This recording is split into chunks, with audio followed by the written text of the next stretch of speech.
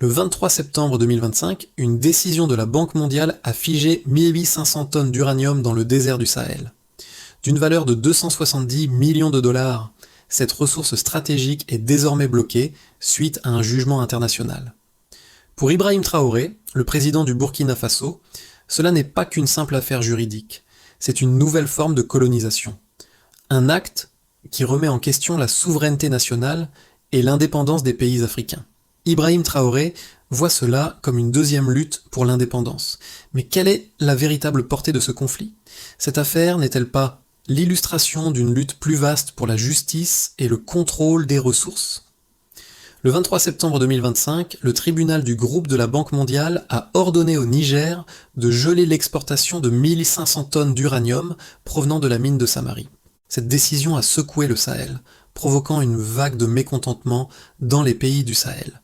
L'uranium, une ressource précieuse pour le Niger, est désormais bloqué par des régulations internationales.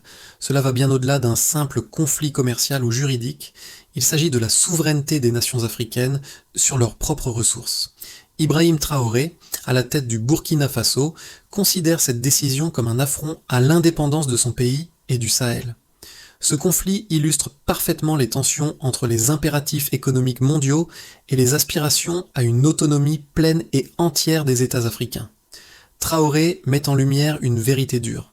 Tant que l'Afrique ne contrôlera pas ses ressources, elle ne pourra jamais prétendre à une indépendance véritable. Pour lui, ce n'est pas qu'une question d'uranium, mais de dignité et de contrôle du destin de son peuple. Le Sahel, cette région aride et souvent oubliée du monde, est aujourd'hui au cœur d'un conflit mondial sur la gestion des ressources naturelles. Le Niger, le Burkina Faso et le Mali, membres de l'Alliance des États du Sahel, AES, ont longtemps été soumis à des décisions extérieures concernant leurs richesses souterraines. L'uranium de Samari, une mine vieille de plusieurs décennies, a alimenté l'industrie nucléaire mondiale, notamment en France, fournissant près de 15% des besoins énergétiques du pays. Pourtant, malgré cette richesse, la ville d'Arli, où se trouve la mine, vit dans des conditions de pauvreté extrême. Près de 90% de la population n'a pas accès à l'électricité et la région est frappée par une grave crise de l'eau. En dépit de cela, le Niger, en quête de souveraineté sur ses ressources, a pris une décision historique en juin 2025, en annonçant la nationalisation de la mine de Samari. Une décision accueillie comme un acte de résistance contre l'exploitation néocoloniale. Mais cette souveraineté retrouvée est mise à l'épreuve par la décision du tribunal international qui a ordonné le gel de l'uranium et par le monde des investisseurs internationaux plus prompts à défendre leurs intérêts qu'à respecter les aspirations des nations africaines. Ibrahim Traoré, le président du Burkina Faso, n'a pas tardé à réagir. Il a dénoncé cette décision comme une forme de néocolonialisme, un retour en arrière où les ressources africaines sont encore considérées comme des biens à exploiter au profit des puissances étrangères. Pour lui, le véritable défi ne réside pas seulement dans la bataille juridique sur l'uranium, mais dans un combat pour l'indépendance économique de tout un continent. Ibrahim Traoré, devenu le symbole de la résistance du Sahel, n'est pas seulement un leader politique, mais un guide pour les peuples d'Afrique. Ancien soldat, devenu homme d'État, il incarne une nouvelle vision de la souveraineté et de l'indépendance. Face aux défis juridiques et diplomatiques qui se dressent devant lui, Traoré ne se contente pas de défendre une cause légitime pour son pays, il lance également un appel aux autres nations africaines à prendre leur destin en main. Son discours ne se limite pas à l'uranium ou aux frontières du Burkina Faso, mais s'élargit à l'ensemble du Sahel et au-delà. Dans un contexte où la richesse du sous-sol africain a souvent été un facteur de division et de conflit, Ibrahim Traoré cherche à unifier la région par un discours de solidarité. Ce n'est pas un simple activiste. Il a compris que la politique internationale de son pays ne pourra se construire que sur un socle de justice et de souveraineté. Son intervention au sommet de l'Alliance des États du Sahel, AES, a marqué un tournant. Au lieu de se contenter des solutions imposées par l'Occident, Traoré propose une alternative audacieuse, un projet économique régional où les ressources seraient utilisées pour le bénéfice direct des populations locales. Sous sa direction, les pays du Sahel ont commencé à repenser la manière dont ils gèrent leurs richesses naturelles. Pour Traoré, il ne s'agit pas seulement de récupérer l'uranium, mais de s'assurer que l'avenir économique de la région soit entre les mains des Africains eux-mêmes. Le 19 juin 2025, le gouvernement du Niger annonce la nationalisation de la mine d'uranium de Samari, une mesure qui est rapidement perçue comme un acte de rébellion contre les puissances coloniales modernes. Le Niger, en reprenant le contrôle de ses ressources, se positionne comme un acteur déterminé à redéfinir ses relations économiques avec le reste du monde. Cependant, cet acte courageux soulève des questions géopolitiques majeures. En réponse à cette décision, l'Alliance des États du Sahel, composée du Burkina Faso, du Mali et du Niger, commence à se préparer à une confrontation avec les puissances occidentales, qui voient la nationalisation comme une menace pour leurs intérêts. Les implications sont énormes, non seulement sur le plan juridique, mais aussi sur la stabilité de la région. Quelques mois plus tard, le 23 septembre 2025, le tribunal du Centre international pour le règlement des différends relatifs aux investissements, CIRD, relevant du groupe de la Banque mondiale, rend une décision radicale. Le Niger est ordonné de geler l'exportation de l'uranium extrait de la mine de Samari jusqu'à ce que le litige soit résolu. C'est un coup dur pour le gouvernement nigérien qui perd ainsi une part importante de son pouvoir économique. La décision de la Cour est un message clair à l'Afrique. Malgré les efforts pour se libérer de l'influence étrangère, la domination économique et les intérêts des investisseurs mondiaux restent intacts. La décision du CIRD, bien que légale, selon les normes internationales, choque profondément les peuples du Sahel. Ibrahim Traoré, avec son charisme et sa vision, saisit cette occasion pour galvaniser l'opinion publique à l'échelle régionale.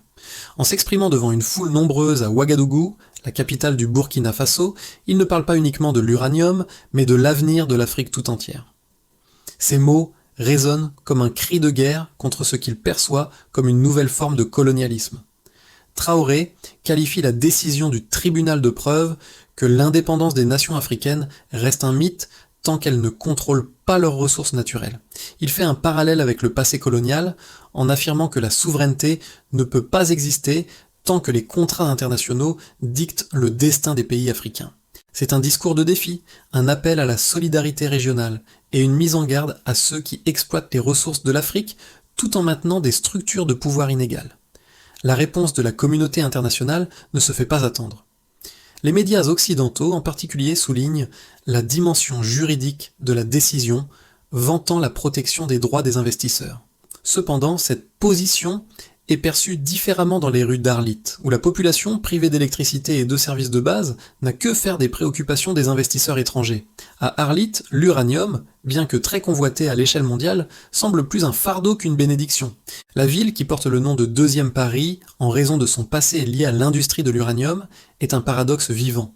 Un centre de production d'énergie mondiale qui reste dans l'ombre du développement, une ville marquée par la pauvreté et la négligence. Pour Ibrahim Traoré et d'autres dirigeants du Sahel, cette situation n'est plus acceptable. Il voit en cette crise une occasion de remettre en question le modèle de développement néocolonial et de chercher des alternatives. Traoré, avec sa politique de rupture, propose un modèle économique régional où les ressources commerciales extraites et traitées sur le sol africain avec des bénéfices réinvestis pour le développement local. Ce modèle s'inscrit dans une vision plus large de l'indépendance économique et de la souveraineté des pays du Sahel. Cependant, il sait que ce chemin est semé d'embûches, notamment en raison de la pression économique et diplomatique exercée par les puissances extérieures. Le Sahel est sur le point de traverser une épreuve décisive qui pourrait déterminer son avenir pour les décennies à venir. Les décisions prises par les gouvernements du Sahel, en particulier celle de nationaliser la mine d'uranium de Samari, ont des implications économiques profondes. L'uranium est l'une des ressources les plus précieuses au monde et la mine de Samari, avant la nationalisation, représentait une part significative de la production mondiale. En 2025, le Niger a produit environ 3000 tonnes d'uranium, dont une grande partie provenait de Samari, et l'exportation de cette ressource était essentielle pour l'économie du pays. Avant la nationalisation, le Niger bénéficiait d'une rémunération dérisoire pour ses ressources. Seulement 5% des bénéfices issus de l'uranium étaient réinvestis dans l'économie locale, le reste étant capté par les entreprises multinationales. L'uranium de Samari est particulièrement stratégique. Environ 15% de l'approvisionnement en uranium de la France, l'un des plus grands producteurs d'énergie nucléaire, provenait de cette mine. La France, en tant que principal bénéficiaire, avait un intérêt direct à maintenir le contrôle sur cette ressource. Cependant, le Niger, avec une population qui vit dans une pauvreté extrême, n'a pas vu de bénéfice direct de l'exploitation de ces terres. La ville d'Arlit, qui abrite la mine, n'a toujours pas accès à l'électricité, bien que l'uranium extrait sous ses pieds alimente les réacteurs nucléaires en France. Loin d'être un moteur de développement local, l'exploitation minière a exacerbé les inégalités, avec des infrastructures sous-développées et des conditions de vie précaires pour la majorité des habitants. La nationalisation de la mine, en juin 2025, a marqué un tournant dans la gestion des ressources naturelles du pays. À partir de ce moment, le Niger a cherché à conserver une part beaucoup plus importante des bénéfices, estimant que la valeur de l'uranium extrait ne profitait que marginalement à la population locale. Traoré, en tant que dirigeant du Burkina Faso et allié dans cette lutte pour la souveraineté régionale, a salué cette initiative, voyant en elle un modèle pour les autres pays du Sahel. Cependant, la décision du tribunal de geler l'exportation de l'uranium a fragilisé cette vision. L'impact économique de cette décision est considérable. Selon les prévisions de la Banque mondiale, si la production d'uranium venait à être suspendue pour une période prolongée, le PIB du Niger pourrait chuter de 5 à 6%, une baisse qui toucherait surtout les plus pauvres. Les effets de cette décision vont au-delà des chiffres. L'uranium représente l'un des moteurs économiques les plus importants du Sahel et son contrôle est désormais l'enjeu d'une bataille géopolitique. Si le Niger parvient à maintenir sa souveraineté sur cette ressource, cela pourrait marquer un changement radical dans la manière dont les pays africains négocient et gèrent leurs ressources naturelles. Toutefois, l'industrie minière est un secteur fortement capitalistique, où les multinationales disposent d'une puissance de négociation écrasante, et il n'est pas garanti que le Niger, sans soutien international, puisse réellement exploiter cette richesse à son profit. Le défi pour Traoré et ses alliés est de créer un modèle économique viable, capable de contourner les pressions extérieures et de redistribuer équitablement les bénéfices de l'exploitation des ressources naturelles. L'argument de la défense des investissements étrangers, avancé par les entreprises et gouvernements occidentaux, repose sur la nécessité de maintenir un climat juridique stable pour attirer les investissements internationaux. Les partisans du maintien du contrôle des multinationales sur les ressources africaines estiment que l'accès libre et constant aux ressources naturelles est crucial pour assurer la continuité de la production et de l'approvisionnement mondial. Selon cette logique, toute forme de nationalisation ou de restriction de l'exportation, comme celle imposée par le Niger, représente une rupture des engagements internationaux et un risque pour les investissements futurs. Cela, disent-ils, crée un précédent dangereux qui pourrait dissuader d'autres pays africains de respecter leurs obligations contractuelles envers les investisseurs étrangers.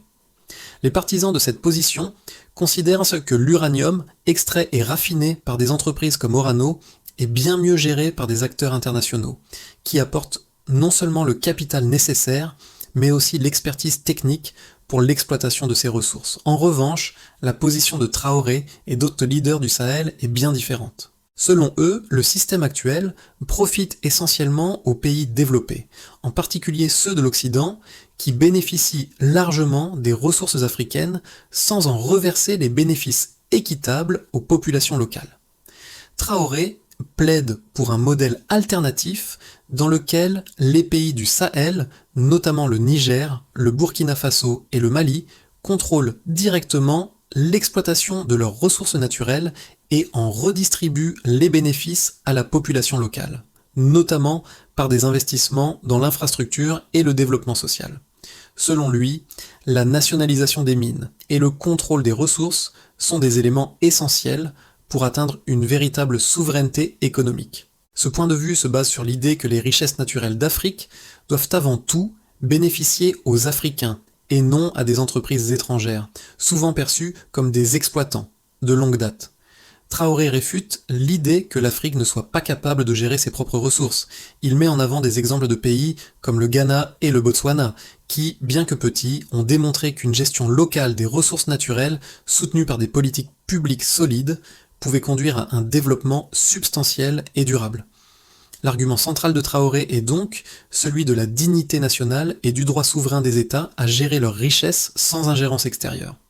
Le défi, cependant, réside dans la capacité des gouvernements africains à construire une gouvernance locale efficace et à surmonter les pressions extérieures. À mi-chemin du combat, un changement de perspective s'opère. Ibrahim Traoré et ses alliés du Sahel ne se contente plus de défendre une position légitime face aux multinationales. Ils révèlent une vérité fondamentale. La véritable guerre, celle qui définira l'avenir de l'Afrique, n'est pas seulement juridique ni commerciale, mais avant tout idéologique. La question essentielle devient: qui détient le pouvoir de définir l'avenir de l'Afrique? Est-ce les tribunaux internationaux et les entreprises multinationales, ou les peuples du Sahel eux-mêmes? Les dirigeants de la région commencent à comprendre que, au-delà de l'uranium et des contrats miniers, le véritable enjeu réside dans la capacité à réécrire les règles du jeu économique mondial. Traoré, avec sa vision audacieuse, invite les pays du Sahel à se libérer de la dépendance vis-à-vis des acteurs externes. Ce moment, marqué par une prise de conscience collective, devient un tournant stratégique pour la région. Le contrôle des ressources devient non seulement un moyen de développement économique, mais aussi un symbole de pouvoir et de dignité nationale, permettant de redéfinir la place de l'Afrique dans le monde. Les conséquences de la décision du CIRDI se déploient sur plusieurs fronts, et les répercussions ne se limitent pas à l'économie locale du Niger ou à l'industrie de l'uranium. En fait, cette crise a déclenché un processus de transformation qui touche à la fois l'identité et les aspirations politiques des peuples du Sahel. Pour Ibrahim Traoré, cette décision judiciaire n'est pas un simple obstacle économique, mais un catalyseur de changement pour l'ensemble de la région. Ce qui semblait être un acte isolé de nationalisation de la mine d'uranium devient une réaffirmation de la souveraineté régionale et de la dignité collective.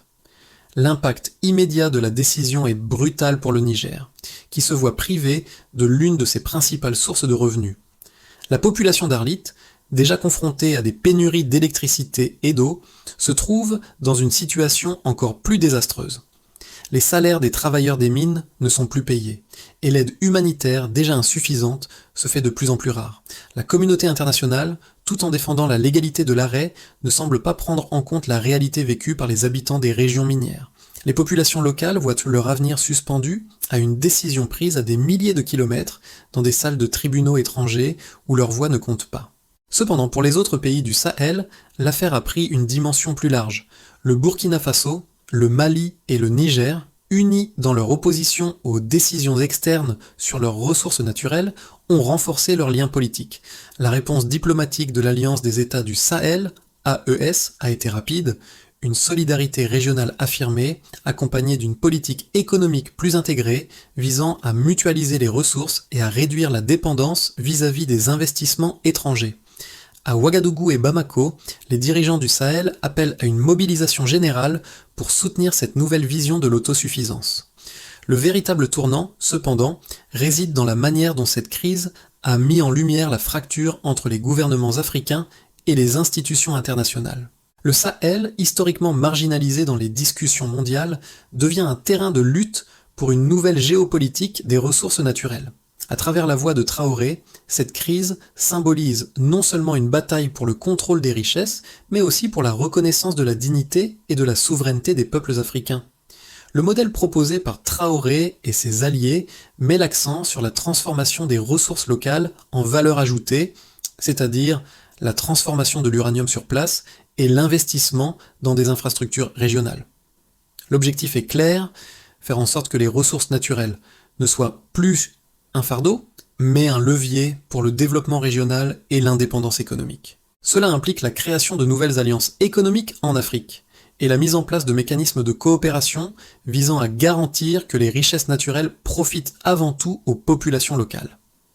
La crise de l'uranium, loin de freiner le processus de transformation du Sahel, devient un moteur pour une révision totale de la manière dont les ressources sont gérées en Afrique. À court terme, la décision du CIRDI de geler l'exportation de l'uranium du Niger a plongé la région dans l'incertitude. Cependant, 3 scénarios possibles se dessinent pour l'avenir du Sahel. Ces scénarios, bien que divergents, reflètent les différentes approches qu'adopteront les pays du Sahel face à cette crise et aux défis économiques qui en découlent. Scénario de base, le statu quo prolongé. Dans ce scénario, les pressions économiques internationales et les sanctions diplomatiques finiront par contraindre le Sahel à revenir à un compromis. L'uranium du Niger resterait gelé, mais les pays du Sahel accepteraient des accords partiels avec les multinationales tout en maintenant une forme de contrôle national. Le Niger pourrait ouvrir une négociation pour lever la suspension des exportations d'uranium sous certaines conditions, comme la construction de nouvelles infrastructures énergétiques locales ou la participation accrue des entreprises locales. Cependant, ce compromis ne satisferait pas pleinement les aspirations de souveraineté régionale du Sahel et la dépendance vis-à-vis des puissances extérieures resterait forte. Scénario optimiste, révolution économique régionale. Dans ce scénario, les pays du Sahel, unis par leur volonté de réduire la dépendance à l'égard des acteurs internationaux, mettent en place une stratégie de transformation économique régionale. Le Niger, le Burkina Faso et le Mali investissent massivement dans la transformation locale de l'uranium et dans d'autres industries extractives. Ils créent un marché commun régional qui permet de développer des infrastructures locales, notamment des réseaux d'énergie renouvelables, des raffineries et des centres de transformation des matières premières. Ces initiatives, bien que difficiles à mettre en œuvre, marquent le début d'une nouvelle ère pour le Sahel, où les pays de la région prennent en main leur destin économique. Scénario pessimiste, stagnation et nouvelles tensions. Le scénario le plus sombre envisagerait un échec de la coopération régionale. Les pressions internationales, combinées à une incapacité à construire une alternative économique solide, pourraient mener à une nouvelle crise de gouvernance dans la région.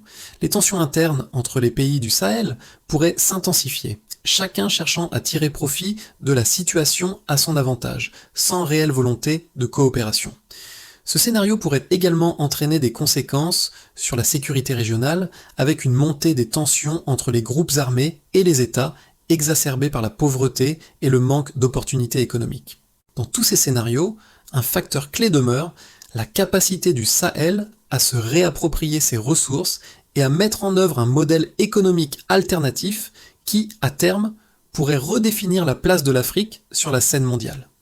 Ibrahim Traoré et ses alliés savent que l'avenir de la région dépend de leur aptitude à naviguer dans ce paysage complexe et à faire face aux défis immédiats, tout en posant les bases d'une transformation à long terme. Les événements du Sahel ont des répercussions bien au-delà des frontières de la région.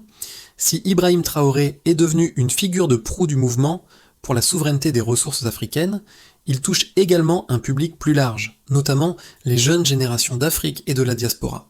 Son discours, qui mélange résilience, fierté et défi face aux puissances coloniales modernes, trouve un écho profond dans les quartiers populaires de villes africaines comme Dakar, Abidjan, et même à travers les réseaux sociaux, en Europe et en Amérique du Nord.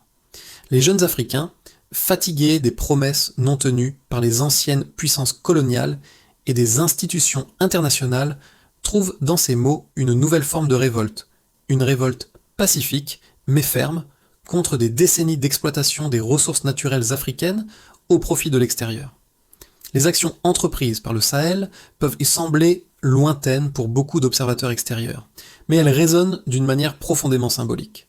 Traoré n'est pas seulement un homme politique, il est l'incarnation d'un mouvement plus vaste, celui des jeunes Africains qui ne veulent plus être spectateurs de leur propre histoire, mais acteurs d'un avenir qu'ils façonnent eux-mêmes. Ce modèle de souveraineté économique, de transformation locale des ressources et de défense des droits humains touche donc directement ces jeunes, les incitant à repenser leur propre rapport au pouvoir, à la politique et à l'économie. De plus, à travers les discours de Traoré, les jeunes Africains voient un modèle de leadership authentique, en rupture avec les anciennes pratiques de gouvernance corrompues. Ce changement, cette révolution lente mais profonde, pourrait engendrer une transformation sociale qui dépasse la simple politique économique. En redéfinissant la manière dont l'Afrique se perçoit elle-même sur la scène mondiale, Traoré et ses alliés pourraient bien être les architectes d'une nouvelle ère de dignité et de solidarité africaine. Pour que la vision de souveraineté et de transformation économique proposée par Ibrahim Traoré devienne une réalité, une feuille de route claire et pragmatique doit être mise en place. Cela nécessite une série d'étapes concrètes basées sur des actions immédiates et à long terme. La première étape cruciale consiste à établir un cadre juridique solide pour la gestion des ressources naturelles au niveau régional. Les pays du Sahel devront mettre en place des lois claires sur la nationalisation des ressources tout en garantissant des mécanismes transparents pour leur gestion. Ces lois devront être soutenues par une coopération étroite entre les gouvernements et la société civile pour éviter les abus et garantir que les bénéfices profitent véritablement aux populations locales. En parallèle, une stratégie d'investissement dans l'infrastructure énergétique locale doit être lancée. Cela inclut la construction de raffineries d'uranium, mais aussi le développement de sources d'énergie alternatives, comme le solaire et l'éolien, pour assurer une indépendance énergétique à long terme. Cette initiative viserait à réduire la dépendance du Sahel aux importations d'énergie, tout en créant des emplois et en stimulant l'économie locale. Une autre étape clé est la mise en place de mécanismes financiers régionaux, tels qu'un fonds de développement pour les infrastructures et les industries locales. Ce fonds pourrait être alimenté par une partie des recettes provenant des ressources naturelles et des investissements étrangers. Il permettrait de soutenir les projets locaux, réduire les inégalités économiques et favoriser une croissance durable. Enfin, une diplomatie régionale forte devra être renforcée. Les pays du Sahel devront travailler de concert pour défendre leurs intérêts communs en créant une véritable solidarité au sein de l'Alliance des États du Sahel, AES. Cette diplomatie économique serait l'outil essentiel pour négocier des accords équitables avec les investisseurs internationaux tout en préservant l'intégrité de la souveraineté régionale. À travers tout le Sahel, les mots d'Ibrahim Traoré résonnent comme un appel à l'action et à la dignité retrouvée. Sa vision ne se limite pas aux questions juridiques ou économiques, elle touche au cœur même de ce que signifie être libre. Ce qu'il défend n'est pas simplement la nationalisation de l'uranium, mais la reconquête d'une dignité perdue, la capacité pour l'Afrique de dire « nous contrôlons notre destin et nous déciderons de notre avenir ». Le Sahel, qui a traversé des épreuves de toutes sortes, colonisation, conflits et exploitation, s'apprête à prendre un nouveau chemin, un chemin où l'unité et la solidarité entre les peuples deviennent les pierres angulaires d'une renaissance économique. Ibrahim Traoré, en portant cette flamme, n'est pas seul. Il incarne les aspirations d'une génération entière, une génération qui refuse la charité et exige le respect, une génération qui veut bâtir son avenir avec ses propres ressources et sa propre intelligence. Le message qu'il porte traverse les frontières. Dans les rues d'Arlit, de Bamako et de Ouagadougou, mais aussi à travers le monde, sa vision est perçue comme une promesse, celle que l'Afrique, après des siècles d'exploitation, sera bientôt le maître de ses propres terres et de ses propres richesses. L'heure de la souveraineté a sonné. L'Afrique ne mendie plus, elle s'élève. L'Afrique est en train de réécrire son propre récit. Ibrahim Traoré, à travers son combat pour la souveraineté des ressources naturelles, invite chacun de nous à réfléchir à ce que signifie réellement l'indépendance. Il n'est plus question de dépendre des autres, mais de s'appuyer sur nos propres forces et nos propres ressources pour façonner l'avenir. C'est un appel à l'action, mais aussi à l'unité. Les pays du Sahel, unis dans leur lutte, montrent l'exemple d'une Afrique qui refuse de se soumettre à des règles écrites ailleurs. En soutien à cette vision, nous devons tous réfléchir à notre rôle dans ce grand mouvement. Comment pouvons-nous contribuer à faire de cette souveraineté une réalité? Que ce soit par l'éducation, la solidarité ou l'engagement politique, chaque action compte. Ce n'est pas une lutte isolée, c'est une lutte qui nous concerne tous. Il est temps de soutenir ces initiatives et de participer à l'écriture de cette nouvelle page de l'histoire de l'Afrique. Rejoignez la conversation, partagez cette histoire et surtout engagez-vous pour un avenir où l'Afrique se tiendra fièrement sur ses propres pieds. Le changement commence aujourd'hui avec nous tous.